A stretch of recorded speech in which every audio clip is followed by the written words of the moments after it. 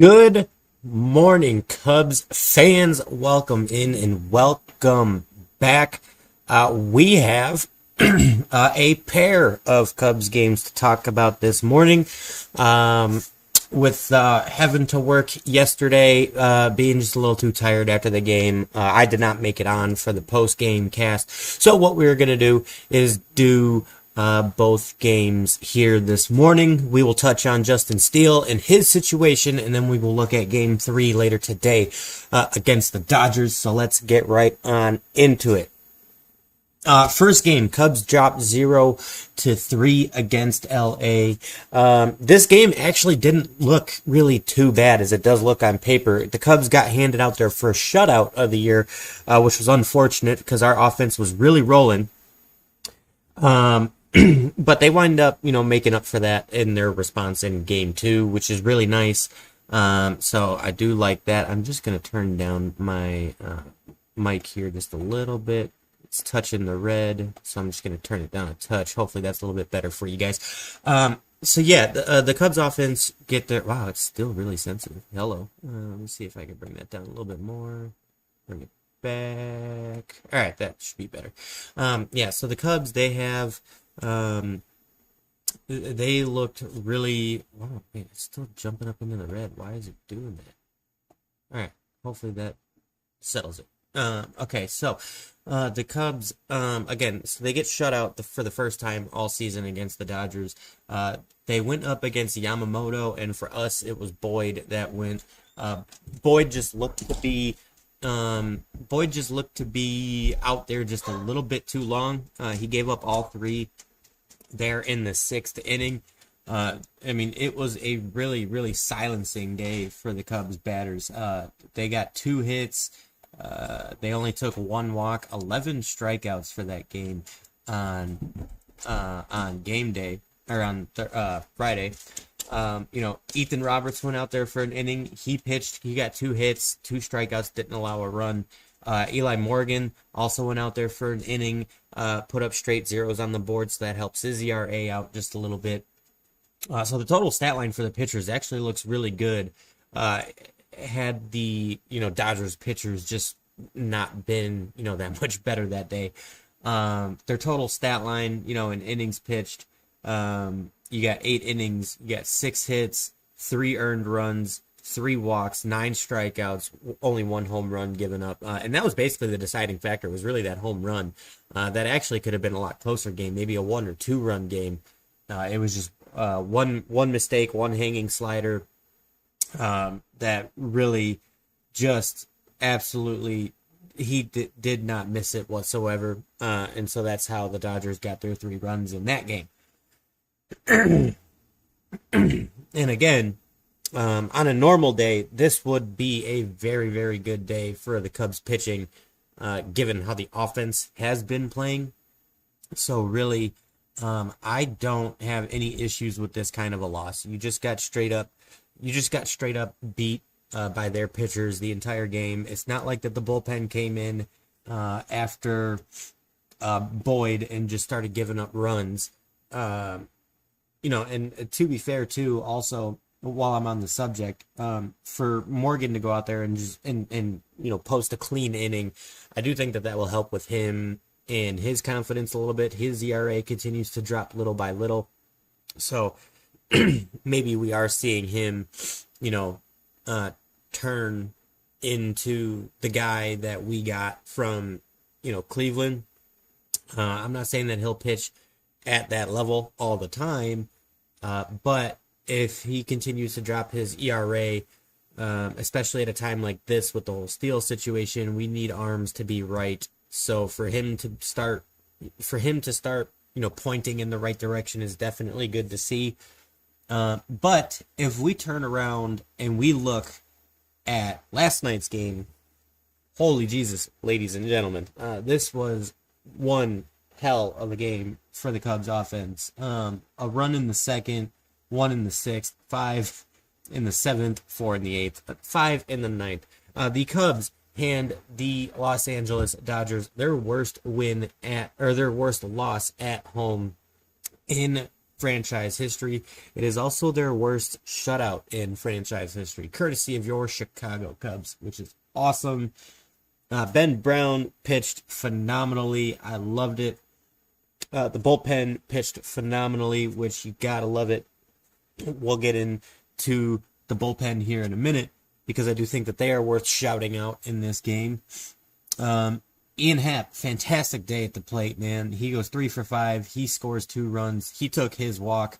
Excellent work out of Ian Happ today. His average is starting to go up. He's starting to find some outfield grass. I love to see it. I felt like once he got into some warmer weather with the whole Japan thing, just how cold it was at Wrigley when they came home, I really thought that his average would start turning around the minute that he started playing in warmer weather. So this road trip is definitely going to help him. Also, I think that once you return to Wrigley and it's a little bit warmer, that 45 to 55 degree weather, it'll be a lot warmer than 25 to 35. So that helps him. Kyle Tucker, 2 for 4, scores 2 runs, 2 RBIs. He took his walk. I think that that's excellent work. Birdie came in to pinch hit for him late in the game, 1 for 1. He scored a run. Birdie off of the bench is batting .294 with a .662 OPS. Kyle Tucker, by the way, still at an 11.08 OPS. So, Birdie continues to produce off the bench. I love what I'm seeing out of him. Suzuki doesn't get a hit. He only had 2 at-bats. He left the game with an apparent injury. I don't know exactly what it was. I missed. I should have actually gone on the Twitter to look it up to see what it was so I could report on it. I'll probably end up reporting on that after later tonight when we do the series roundup. I'll talk about it, but I know that he came out and Miguel Amaya wound up pinch hitting and then ultimately DHing till the end of the game, which he went 2 for 3. He scored 3 runs, 3 RBIs. That puts him at a .278 on the year with a .761 OPS. I think if you see Amaya around an 8 OPS, an 800 OPS, I'm sorry, with what Carson Kelly is doing, those guys are going to be just a brutal punch at the bottom of the order all season long. I mean, I really do think that it reminds me a lot of what happened with Amaya and Yan Gomes in 2023. I think that it could be fairly close to a situation like that where, Yan Gomes was really on it at the beginning of the year, and Amaya just kind of heated up a little bit there at the end of the season. So I think that it's going to be another situation like that, but both of them are off to a fantastic start. Michael Busch, he gets kind of a revenge game. He goes 4 for 6, scores 4 runs, knocks himself 3 RBIs. He's batting .300 on the season with a .926 OPS. So what I think that what Craig Counsell has been doing with Michael Busch and Turner over at third base has worked out so well. Michael Busch struggles a little bit against lefties. I'm sure that as the season goes on, you'll see him go up against more lefties. And we'll see Justin Turner in more of that pinch hitting role between both first and third base would be my guess. But the way that Counsell is playing Turner and Busch at first has worked out so well. I mean, a .926 OPS, a .300 batting average. He hit himself a home run. I really do think that the way that this is being played at first base is super smart. I got to give Craig Counsell a lot of props for this. I really like the way that this is turning out. I mean, it's only going to help in the long run, the way that I see it. Dansby Swanson, he only went 1 for 5, unfortunately. Did get an RBI, 2 strikeouts. I think that he is also starting to come around, even though today with the 1 for 5, I think that he has started off a lot better in the power department. So I think the hit for average thing will come a little bit. It usually takes him about a month to get going in terms of the average portion. But if you look at his numbers, he's got a .200 average, but almost a 700 OPS. So clearly, he got off to a rocket start in the home runs and the doubles department. He just needs to start hitting a little bit more for average. I think that will come for sure. Shaw over at third base, he went 0 for 1, but then Turner came in at third base. He went 1 for 3 with an RBI. Workman came in at third base and shortstop. He got his first hit, actually his first 2 hits. He goes 2 for 3. He got 2 RBIs, so that's excellent job for Workman. It's good to see. It's good to see these young guys getting some time and starting to produce. I mean, we saw this with Pete Crow Armstrong last year. It took him a little bit of time to get going. Workman taking him a little bit of time to get going at the plate, but his defense, when he is in the game, is phenomenal. I like his defense really well. I think that he's a good backup option for both third base and shortstop. When Nico Horner needs a day off, I think that, Workman and Birdie is a really good, really excellent options off of the bench, and they've proven that so far. So, I mean, again, props to Craig Counsell for rebuilding the bench the way that he did. Nico Horner, 1 for 5 with an RBI. So he's 294 and 665 on the season. So Pete Crow Armstrong, 1 for 6, with a run scored and 2 strikeouts. So that puts him at a 197 with a 522 OPS. And this is another guy where, similar to Swanson, he's getting doubles and triples. The problem is he's not hitting for average quite yet. This is another thing that I do think will turn around. I really do think it will. I think Crow Armstrong just had a bad couple of games, and now he's just trying to get on base by any means necessary instead of staying true to the type of hitter that he is. So I think that both him and Swanson, they're chasing pitches that they don't really need to chase a whole lot. I think that they're definitely pitching, or in PCA's case, he's definitely swinging at balls that are low out of the zone, and in Swanson's case, he's swinging at balls that are high outside of the zone. I think that if they are able to just tighten up their plate discipline a little bit with just the pitches that are outside, if you get rung up on a borderline pitch, obviously I'm never going to be upset about that. I think that all of us, would get called out on borderline pitches like that. So, if you just tighten up your discipline on the balls that are way out of the zone that you guys have been striking out on, I think that will be a huge difference maker. I think that you'll see PCA get some games where he goes 3 for 4, 4 for 4, 3 for 5, and same for Swanson. I think that you could see that mix out of the both of them as the season goes on. I do think that also too, it started off quite a bit colder this year than it has the last 2 years, which I think that might have some effect to it. I don't want to hang on to it too long, but I think that the way that the Japan trip happened, I think that affected them too. Obviously, it affected the Dodgers as well once they came home. They lost their first 2 series, but they also play in a warmer state, so they were able to readjust a little bit quicker compared to the Cubs in the Chicago weather. Again, I'm not saying that that's totally an excuse, but I do see how this year started off a little bit weird. So it might just take a little bit of extra time for some of these players like Swanson, like Pete Crow Armstrong, just a little bit longer time to really get the ball moving in their court. But, I mean, the offense keeps producing all over the place. So really, I mean, you can allow those guys a little bit of extra time to really start getting the average put together. Like I said, with their OPS numbers, they're hitting their home runs, they're hitting their RBI doubles, so they're doing that. They're still producing. It's just they're not there for the average yet. And like I said, you got guys like Ian Happ, who has already started that turnaround. He was batting in the 160s, 170s. He's up to a 222. So you got some of these guys coming around. So you can afford guys like PCA a little bit of extra time to come around. I think so. Especially with the way that he plays in the outfield in his glove, I mean, you can really afford that right now. So if we look at the totals on today's game for the Cubs offense, 47 at bats, 16 runs on 21 hits. 21 hits and 47 at bats. That is crazy. That's almost batting 500 for the team. That's like a 485 average. That's insane. 16 RBIs, 4 walks, only 4 strikeouts. So, I mean, that's a less than a 10% strikeout rate on the day. That is also crazy.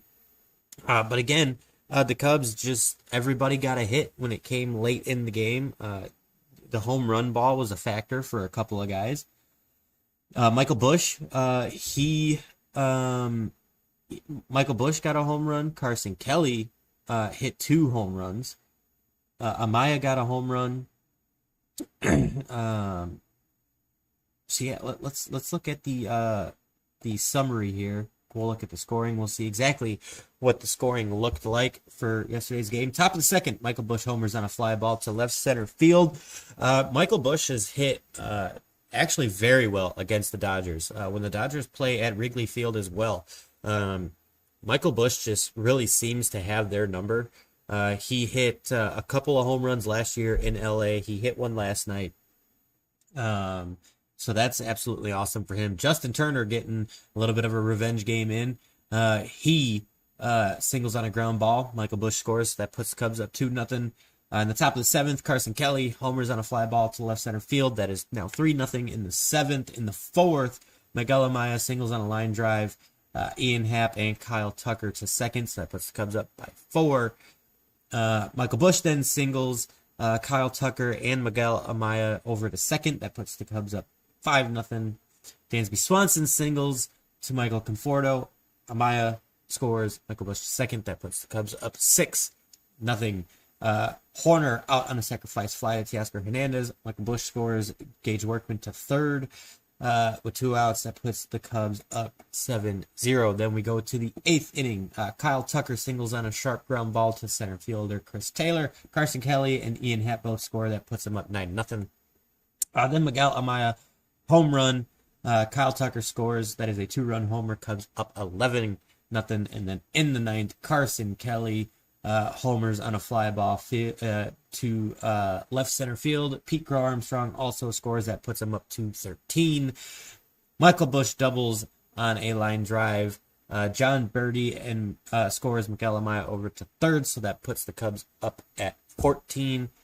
And then Gage Workman doubles on a fly ball to right field. Miguel Amaya scores. Michael Busch scores. That puts the Cubs up 16-0. And that concludes the scoring for that. Now, we will look into today's matchups for the Cubs. We have, let's see, today is Sunday, not Saturday. If I click on this preview here. It will be Colin Ray going against Glasnow. So today this could go one of 2 ways, the way that I see it. Either it's going to be a close game until the Cubs get to the bullpen, or the Cubs offense plays like they did yesterday and it won't matter. I do think that the bullpen is what's going to scare me in today's game. You don't really necessarily know how far Ray can go in the game. And I'm just going to look here to see. Let me see. Let me pull up just something here real quick.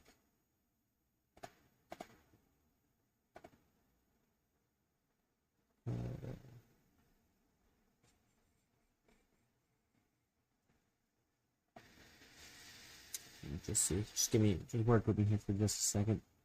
I'm looking at, so who would be the guys that you roll out today if Colin Ray doesn't really go very far? I'm not sure. I would think that maybe Brad Keller would be a guy that you could roll out for a couple of innings if you needed long relief today. I do think that you save Porter Hodge for that 8th and 9th inning if you have to. Maybe Merriweather could go 2 innings, perhaps. I would think, because we've seen Merriweather do it before when he's really had to. You might have Ethan Roberts because he went fairly quickly.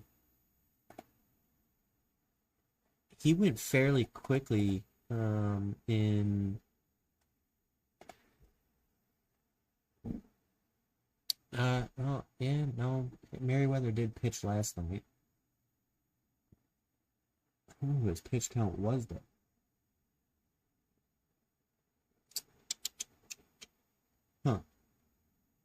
Well, Ethan Roberts should, in theory, be available because he pitched on Friday's game. So yeah, today's matchup will be fairly interesting, honestly. Like I said, I think that this is going to go one of two ways. I think that this is either going to be a situation where it'll be a close game until we really get to the later stages of the bullpen, seventh inning or later. That's what's going to scare me. Or the Cubs offense is going to produce enough that it just won't matter. I don't know. I'm not exactly sure. If I had to put my money on it, I don't think that the Cubs will put up another 16 runs. So this could be a game where it might be a high-scoring game for both teams. I'm not exactly sure. Let me see. Where's my probabilities here? So I mean, Ray does have a 0 ERA. He just hasn't had a whole lot of work really. He only has 5 innings pitched. Wow, that's crazy. I guess I didn't realize it was that low. He's only appeared in 3 games. His career stats: 97 games, 26 and 24, 52 ERA. So that doesn't really give me a whole lot of confidence.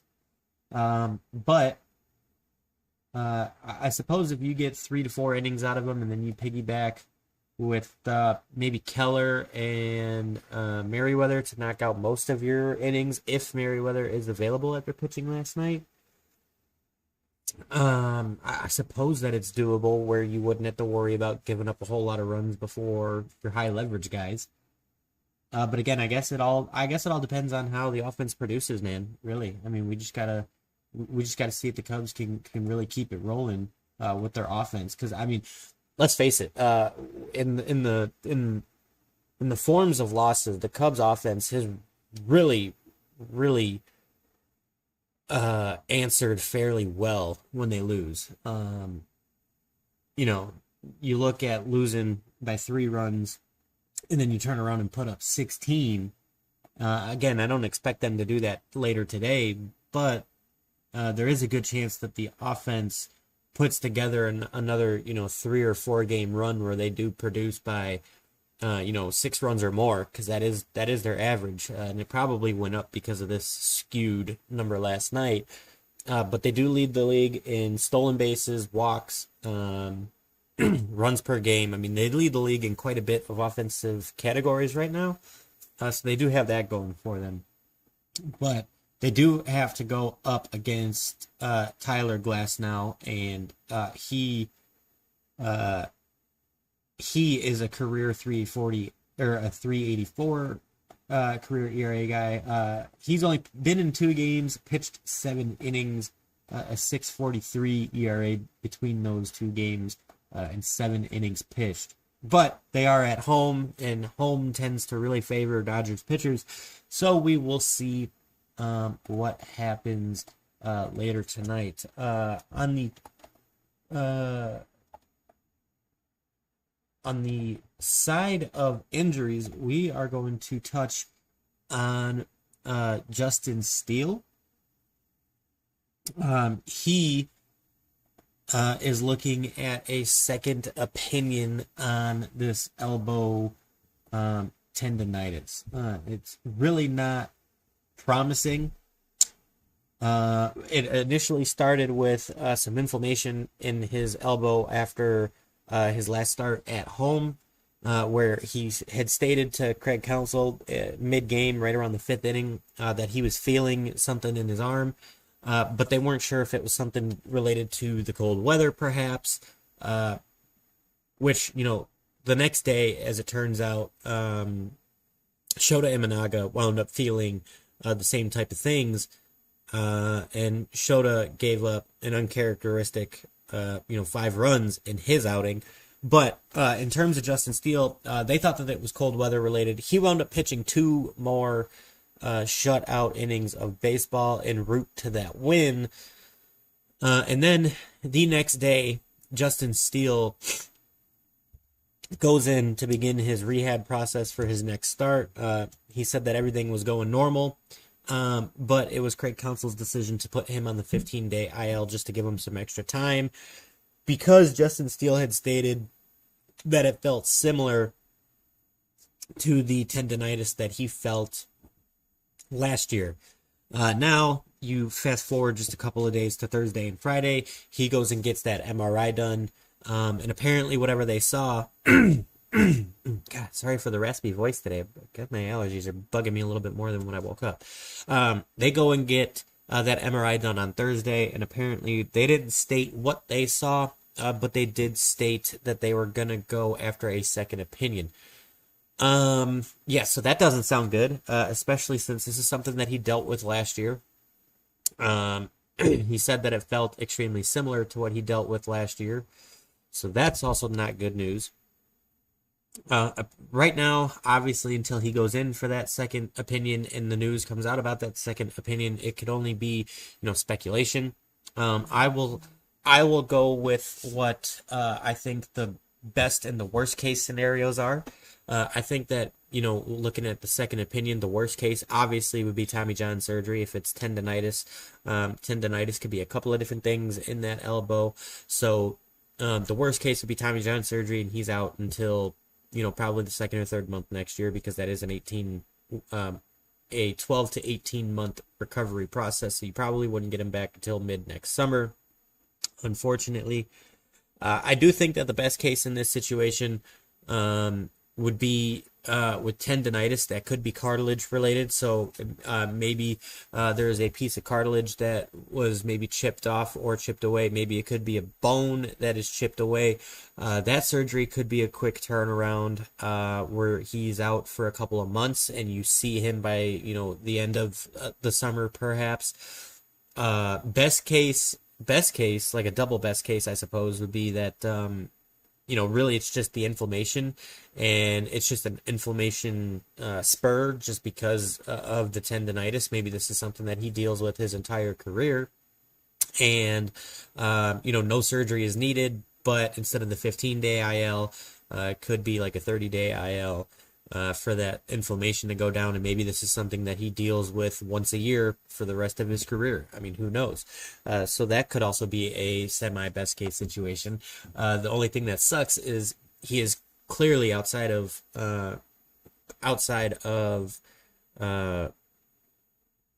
Imanaga. He is clearly your best pitcher on the team, so that really sucks. But I do think that we just have to wait until the second opinion comes out to really get a good idea of what's going on. It does suck that this is something that he's already dealt with before. It is something that is flaring up for now the third year in his career, because I think it put him on the IL right at the end of 2023 as well, if I'm not mistaken. So again, this is something that we just have to monitor, see what happens with the second opinion when that second opinion comes out. Evaluate that second opinion to see what his options are. But he did get recommended to a guy that tends to recommend Tommy John quite a bit. So that sucks. However, if there is a silver lining to if it is Tommy John has become fairly normal in the league. It's almost becoming a standard practice, really. These guys they throw with a hard velocity. They throw with weird arm slots. They throw with a lot of twitch in their elbow and their wrists. So Tommy John has just unfortunately become almost a normalcy in the game of baseball these days. And so I think that if you're looking at extending Steele, the good news is that Tommy John tends to have a fairly high success rate, and it does extend pitchers' lifetimes in the game fairly well. So if Justin Steele does go down with that Tommy John, it could be a career saver for him, honestly, because with this tendonitis thing, this being the third or fourth time it's affected him, that's just not good. I would love to see the Cubs still extend Steele. I think that he is very much like a John Lester, in my opinion. They're both lefties. They both throw fairly similar games. Justin Steele is just a big left-hander, like Lester, and there was a few years there that Steele became your top guy when Lester left the Cubs, and now you got Imanaga right behind him. So, in my opinion, I would like to see them do what they can to help him fix this and keep him at the same time, because I do believe either this year or next year is a contract year for him. But, it'll all come out in due time. We'll see what the second opinion looks like. But, ladies and gentlemen, you let me know how you are feeling about these Chicago Cubs. I think that they responded very well to their loss on Friday. And again, it wasn't even a bullpen loss on Friday. It was just one home run that was the difference maker, really. And these Cubs offense, man, they just keep rolling. They just keep scoring. They really do. This Cubs offense is just different this year. I know that they started hot in both 23 and 24, but there's just something different about this Cubs offense. So you let me know your comments down below. Ladies and gentlemen, we will be back after today's game for that game's post-game show and the series wrap-up. And then we will look at going to San Diego for the Padres series. So ladies and gentlemen, we will catch you after the game. You have a good Sunday, and we will talk to you guys later today.